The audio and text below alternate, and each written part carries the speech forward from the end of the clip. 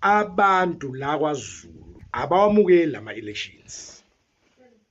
Uyafika umntwana uMisuzulu osebekwe njengenkosi uthi uyawa accepta lama results njengenkosi yamaZulu. AmaZulu kusho ukuthi ayawamukela lama results. Akagcini lapho, uyaqhubeka uthi ongale walokho noma ongawamukeli umthetho usungathatha indawo yawo. Uthi yena wamukelela uma ngawamukela bambulala. Lo enithi inkosi uyazi uMisuzulu ukuthi kwakwenzakalani ngama elections. Waye kuphi? Waye wabuka khona TV. Uwabona kanjani kwenzakalani? Ulandela kanjani ungekho sober? In drugs.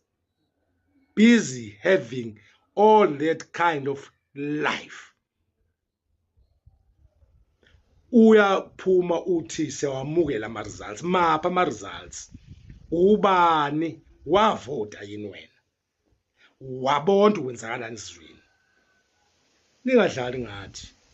Le nkosi ayikho sober, he is not fit for office. Uzothatha isinqumo terrible that would collapse Zulu kingdom.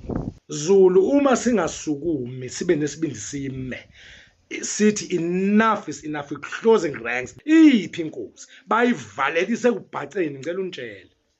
Iqashile ngoba ihlaseliwe ibulawa. Kunane plan ukuthi bazothi bayibulaleleni. There was a plan to convince and control the narrative, imida yabo sivume bekumele bambulale. Amanga, lies.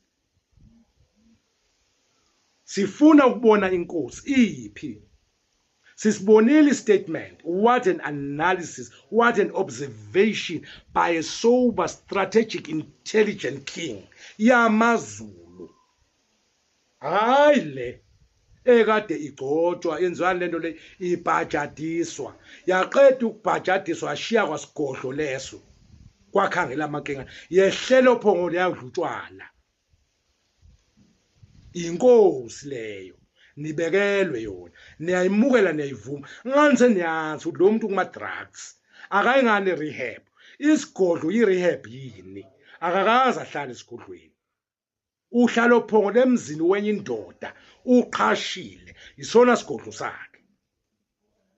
Nina inkosi kodwa nina nibekelwe inkosi, niyayamukela inkosi.